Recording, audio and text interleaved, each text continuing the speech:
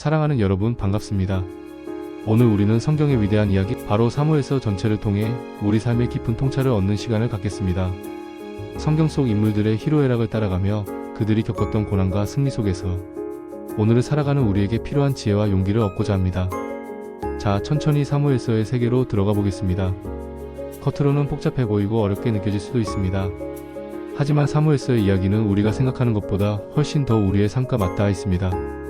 진정한 리더십이란 무엇인지, 하나님의 뜻을 따르는 삶은 어떠한 것인지, 그리고 인간의 연약함 속에서도 어떻게 하나님의 위대한 계획이 이루어져 가는지를 생생하게 보여줍니다.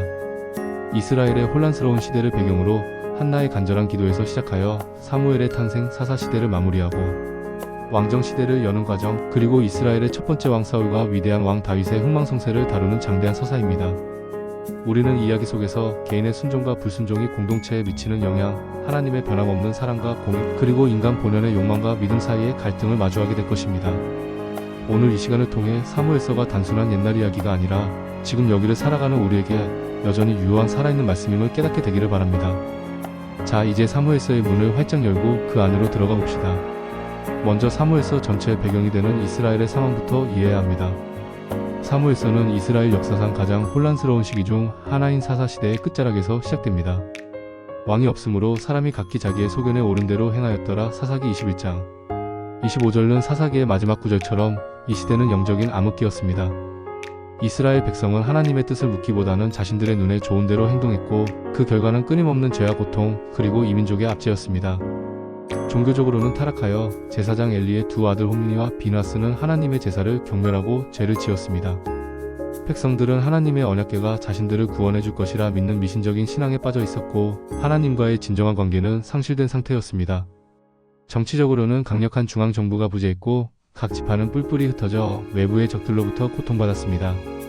이러한 배경 속에서 사무엘서는 새로운 시대의 도래를 알리는 서막을 엽니다. 이 혼돈의 시기에 한 여인의 간절한 기도가 새로운 역사의 시작점이 됩니다. 사무엘서 1장은 한나의 슬픔과 기도로 시작합니다. 남편 엘가나에게 두 아내가 있었는데 한나는 아이를 낳지 못해 깊은 슬픔에 잠겨 있었습니다.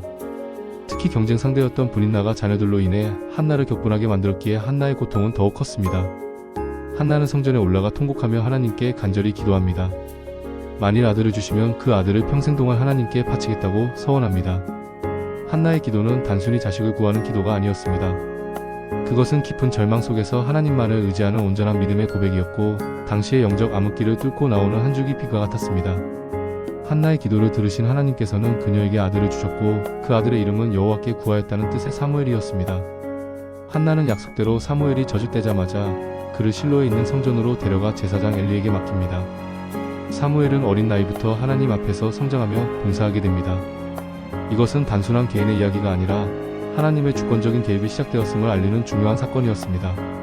사무엘이 자라면서 이스라엘의 영적인 상황은 여전히 좋지 않았습니다.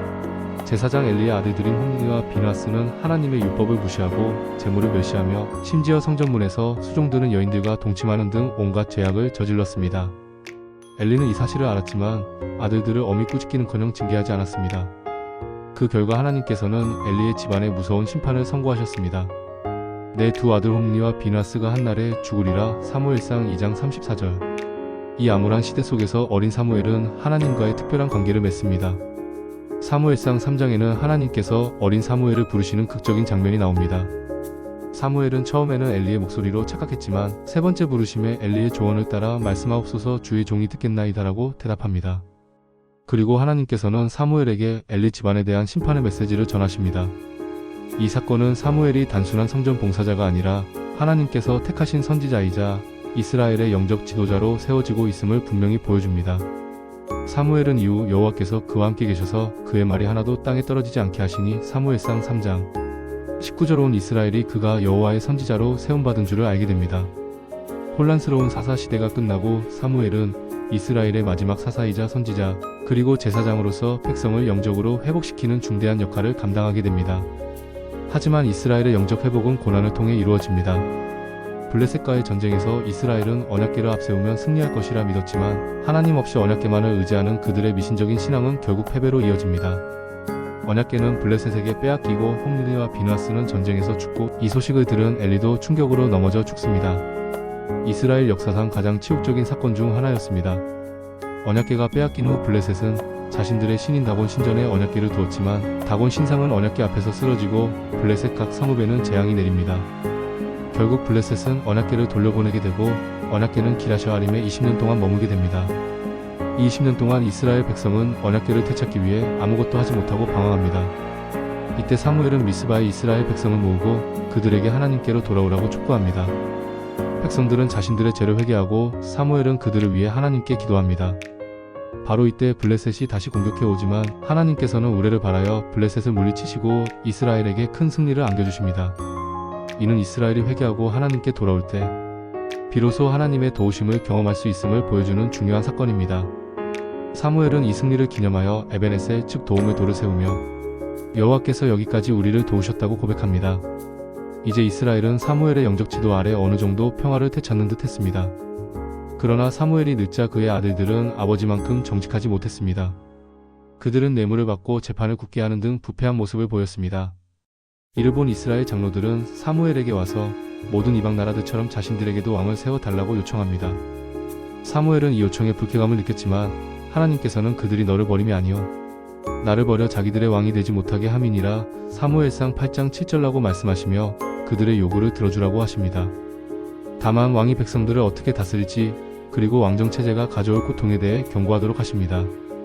백성들은 그 경고를 듣고도 아니로소이다. 우리도 모든 나라와 같이 우리 왕이 있어야 하리니 사무엘상 8장 19절라고 고집하며 왕을 요구합니다. 이스라엘은 하나님의 통치를 거부하고 인간왕을 원했던 것입니다. 이는 인간적인 욕망과 눈에 보이는 것에 의존하려는 연약한 본성을 보여줍니다. 하나님께서는 사무엘을 통해 베냐민 지파의 기스라는 유력한 사람의 아들 사울을 이스라엘의 첫 번째 왕으로 세우십니다. 사울은 준수한 외모와 뛰어난 신체를 가진 사람이었습니다. 사무엘은 백성들 앞에서 사울을 왕으로 소개하고 사울은 암몬과의 전쟁에서 큰 승리를 거두며 백성들의 지지를 얻습니다. 처음에는 겸손하고 능력 있는 왕의 모습을 보여주었지만 사울의 통치는 곧 내리막길을 걷게 됩니다. 사울의 첫 번째 불순종은 사무엘을 기다리지 않고 번제를 드린 사건입니다. 블레셋과의 전투를 앞두고 두려워하던 사울은 사무엘이 오기로 한 7일보다 하루를 더 기다리지 못하고 직접 번제를 드립니다. 이는 제사장의 역할에 대한 침범이자 하나님 말씀에 대한 불순종이었습니다. 사무엘은 사울에게 왕이 망령되이 행하였도다. 왕이 왕의 하나님 여호와께서 왕에게 내리신 명령을 지키지 아니하였도다. 그리하였더라면 여호와께서 이스라엘 위에 왕의 나라를 영원히 세우셨을 것이거늘 사무엘상 13장 13절이라고 질책하며 그의 왕위가 길게 가지 못할 것임을 예고합니다. 두 번째 결정적인 불순종은 아말렉과의 전쟁에서 드러납니다. 하나님께서는 아말렉을 진멸하라고 명령하셨지만 사울은 백성들이 탐내던 좋은 짐승들을 살려두고 아말렉 왕 아각도 죽이지 않았습니다. 사무엘은 사울에게 순종이 제사보다 낫고 듣는 것이 수양의 기름보다 나으니 사무엘상 15장 22절라고 강력하게 책망하며 사울이 하나님 말씀을 버렸으므로 하나님께서도 사울을 버려 왕이 되지 못하게 하셨다고 선포합니다. 사울은 이 순간부터 하나님께 버림받은 왕이 됩니다. 그 이후로 사울은 하나님의 영이 떠나고 악령에 시달리게 되며 그의 통치는 파멸을 향해 나아갑니다. 하나님께서는 사울을 대신할 새로운 왕을 택하시는데 바로 이새의 아들 다윗입니다. 사무엘상 16장에서 하나님께서는 사무엘에게 베들레헴으로 가서 이새의 아들들 중 한 명에게 기름을 부으라고 명령하십니다. 사무엘은 이새의 맏아들 엘리압을 보고 틀림없이 여호와의 기름 부으실 자가 여기 있도다라고 생각했지만 하나님께서는 그의 용모와 키를 보지 말라. 내가 이미 그를 버렸노라. 내가 보는 것은 사람과 같지 아니하니 사람은 외모를 보거니와 나 여호와는 중심을 보느니라. 사무엘상 16장 7절고 말씀하십니다. 결국 목동으로 밭에 나가 있던 막내 아들 다윗이 불려와 사무엘에게 기름 부음을 받습니다. 이때부터 하나님의 영이 다윗에게 크게 임하고 다윗은 사울의 궁정으로 들어가 수금을 타며 사울의 악령을 쫓는 역할을 하게 됩니다. 다윗의 등장은 이스라엘 역사의 새로운 전환점을 예고하는 중요한 사건입니다. 다윗은 골리앗과의 싸움에서 이스라엘의 영웅으로 떠오릅니다. 블레셋의 거인 장수 골리앗은 40일 동안 이스라엘 군대를 조롱하며 하나님의 이름을 모독했지만 이스라엘의 어떤 용사도 감히 맞설 엄두를 내지 못했습니다. 이때 어린 목동 다윗이 나섭니다. 그는 사울왕이 내민 갑옷과 투구를 거부하고 오직 물맷돌 5개와 하나님의 이름만을 의지하여 골리앗에게 맞섭니다. 너는 칼과 창과 단창을 가지고 내게 나아오거니와 나는 만군의 여호와의 이름 곧 내가 모욕하는 이스라엘 군대의 하나님의 이름으로 내게 나아가노라. 사무엘상 17장 45절. 다윗은 골리앗의 이마를 물맷돌로 맞춰 쓰러뜨리고 골리앗의 칼로 그의 목을 베어 승리합니다. 이 사건으로 다윗은 온 이스라엘의 영웅이 되었고 사울은 천천히요 다윗은 만만이라는 칭송을 받게 됩니다. 그러나 이러한 다윗의 인기는 사울의 시기와 질투를 불러일으킵니다. 사울은 다윗을 죽이려고 끊임없이 쫓아다니며 다윗은 수년간 도망자 신세가 됩니다. 광야와 동굴을 떠돌며 여러 번 사울을 죽일 기회가 있었지만 다윗은 내가 손을 들어 여호와의 기름 부음 받은 자를 치는 것을 여호와께서 금하시나니 사무엘상 24장 6절라며 사울에게 해를 가하지 않습니다. 이는 다윗의 깊은 신앙과 하나님께서 세우신 권위에 대한 존중을 보여줍니다. 도망 다니는 동안 다윗은 많은 어려움을 겪지만 동시에 많은 사람들의 지지를 얻고 훈련을 받으며 미래의 왕으로서 성장해 나갑니다. 사울의 마지막은 비극적이었습니다. 블레셋과의 길보아 전투에서 이스라엘은 대패하고 사울의 세 아들 요나단, 아비나답, 말기수아가 전사합니다. 사울 자신도 블레셋 군사들에게 쫓기다가 치명상을 입고 적군의 손에 죽임을 당하기 싫어 자신의 칼에 엎드러져 자결합니다.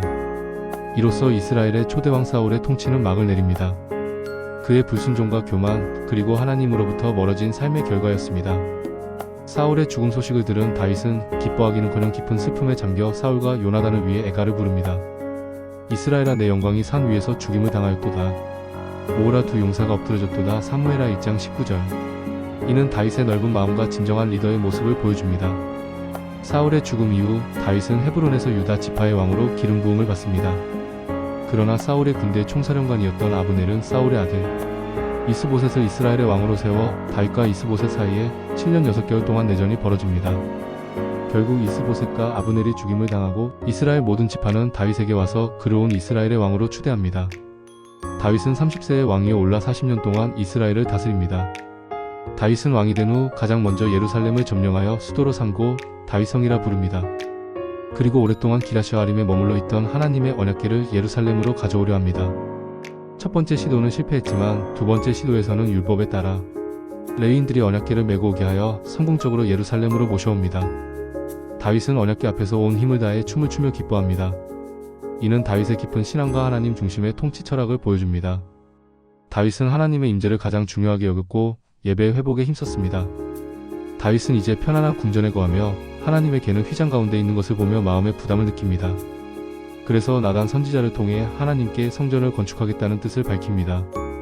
그러나 하나님께서는 나단을 통해 다윗에게 성전 건축을 허락하지 않으십니다.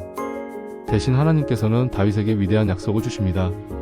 내 집과 내 나라가 내 앞에서 영원히 보존되고 내 왕위가 영원히 견고하리라. 사무엘하 7장 16절. 이것이 바로 다윗 언약입니다. 다윗 언약은 다윗의 후손을 통해 영원한 왕국과 영원한 왕위를 약속하는 것으로 훗날 예수 그리스도를 통한 영원한 메시아 왕국에 대한 예표가 됩니다. 다윗은 이 언약에 감격하여 하나님께 감사 기도를 드립니다. 다윗은 이스라엘의 왕으로서 주변의 척국들을 정복하고 이스라엘의 영토를 확장하며 강력한 통치력을 보여줍니다. 블레셋, 모압, 소바, 아람 등 여러 나라를 물리치고 이스라엘을 번영시킵니다. 그러나 다윗의 생애에도 어두운 그림자가 드리워집니다. 사무엘하 11장에 나오는 밧세바와의 간음 사건은 다윗의 가장 큰 죄악으로 기록됩니다. 전쟁터에 나가지 않고 예루살렘에 남아있던 다윗은 옥상에서 목욕하는 밧세바를 보고 욕정을 품어 동침합니다. 밧세바가 임신하자 다윗은 이 사실을 감추기 위해 밧세바의 남편인 우리아를 전쟁터에서 죽게 만듭니다. 하나님께서는 나단 선지자를 보내 다윗의 죄를 책망하십니다. 나단은 다윗에게 비유를 들어 그의 죄를 깨닫게 하고 왕이 여호와의 말씀을 업신여기고 나 보기에 악을 행하였도다. 사무엘하 12장 9절라고 선포합니다. 다윗은 자신의 죄를 인정하고 진심으로 회개하지만 그의 죄로 인해 그와 그의 집안의 칼이 떠나지 않을 것이라는 하나님의 심판을 받게 됩니다. 밧세바에게서 태어난 첫 아이는 죽고 다윗의 집안은 압살롬의 반역, 암논의 다말 강간, 압살롬의 암논 살해 등 비극적인 사건들로 얼룩지게 됩니다. 압살롬은 다윗에게 반역하여 왕위를 찬탈하려 시도하고 다윗은 예루살렘을 떠나 도망칩니다. 압살롬의 반역은 잠시 성공하는 듯 보였지만 결국 다윗의 군대가 승리하고 압살롬은 요압에 의해 죽임을 당합니다. 아들의 죽음 소식을 들은 다윗은 크게 슬퍼하며 통곡합니다. 내 아들 압살롬아, 내 아들 압살롬아, 차라리 내가 너를 대신하여 죽었다면 압살롬 내 아들아. 사무엘하 18장 33절. 이 사건은 다윗의 죄가 가져온 비극적인 결과를 분명히 보여줍니다. 다윗의 말년에 또 다른 반란이 일어납니다. 다윗의 아들 아도니아가 스스로 왕이 되려고 시도하지만 나단 선지자와 밧세바의 활약으로 솔로몬이 왕으로 기름 부음을 받고 왕위를 잇게 됩니다. 다윗은 마지막 유언을 통해 솔로몬에게 하나님의 명령을 지키고 공의로운 통치를 할 것을 당부하며 자신의 삶을 마무리합니다. 사무엘서는 이스라엘의 왕정 시대를 열고 다윗 왕국을 세우는 과정을 상세하게 기록합니다. 사무엘의 중보 사역과 영적 지도력, 사울의 불순종과 비극적인 몰락, 그리고 다윗의 믿음과 용기, 그리고 그의 죄와 회개까지 인간적인 모든 면모를 여과 없이 보여줍니다. 사무엘서 전체를 통해 우리는 몇 가지 중요한 교훈을 얻을 수 있습니다. 첫째, 하나님은 중심을 보신다는 것입니다. 사울은 외모로 선택되었지만 중심을 보시는 하나님은 다윗을 택하셨습니다. 우리 역시 외적인 조건이나 사람들의 평가보다는 우리의 마음의 중심이 어떠한지 돌아보아야 합니다. 둘째, 순종이 제사보다 낫다는 교훈입니다. 사울의 실패는 불순종에서 비롯되었습니다. 우리는 하나님의 말씀에 온전히 순종하는 삶을 살아야 합니다. 세 번째, 하나님의 주권적인 계획입니다. 인간의 연약함과 실패 속에서도 하나님은 당신의 계획을 신실하게 이루어 가십니다. 사무엘의 탄생부터 다윗 언약에 이르기까지 모든 과정은 하나님의 손 안에서 이루어졌습니다. 마지막으로 리더십의 중요성입니다. 사무엘은 훌륭한 영적 리더의 모습을 보여주었고 사울은 실패한 리더의 전형을 보여주었으며 다윗은 믿음과 죄 그리고 회개를 통해 진정한 리더십의 모범을 제시했습니다. 사무엘서의 이야기는 비록 오랜 옛날의 이야기지만 그 안에는 오늘날 우리에게도 여전히 살아있는 메시지가 가득합니다. 우리는 이 말씀을 통해 우리의 삶을 점검하고 하나님 앞에서 어떠한 삶을 살아야 할지 다시 한번 깊이 생각해 볼 수 있습니다. 혹시 지금 여러분의 삶에 사무엘 시대와 같은 혼란이 있지는 않습니까? 혹은 사울처럼 나의 욕심과 교만으로 하나님의 뜻을 거스르고 있지는 않습니까? 아니면 다윗처럼 죄를 지었음에도 불구하고 하나님께 나아가 진심으로 회개하고 다시 믿음의 길을 걸으려 노력하고 있습니까? 사무엘서의 인물들을 통해 우리의 모습을 비추어 봅시다. 사랑하는 여러분, 사무엘서가 주는 이 깊은 교훈들을 우리의 삶에 적용하며 살아갑시다. 하나님의 중심을 보시는 눈을 기억하고 온전히 순종하며 하나님의 주권적인 계획을 신뢰합시다. 그리고 진정한 리더십이 무엇인지 깨달아 우리 각자의 자리에서 선한 영향력을 끼치는 삶을 살아가기를 소망합니다. 우리의 삶이 사무엘서의 교훈을 통해 더욱 풍성해지고 하나님의 영광을 드러내는 삶이 되기를 간절히 기도합니다. 주 예수님, 사무엘서의 말씀을 통해 저희에게 말씀하여 주시니 감사합니다. 한나의 기도처럼 저희의 간절한 기도를 들어주시고 사무엘처럼 저희를 사용하여 주옵소서. 사울의 실패를 통해 불순종의 결과를 깨닫게 하시고 다윗의 삶을 통해 믿음과 회개의 중요성을 배우게 하옵소서. 저희의 삶이 하나님의 말씀에 온전히 순종하며 주님의 영광을 드러내는 복된 삶이 되게 하옵소서. 예수님의 이름으로 기도합니다. 아멘. 오늘 말씀이 여러분의 마음에 깊은 울림을 주었기를 바랍니다. 좋아요와 구독, 공유로 함께 해주십시오. 감사합니다.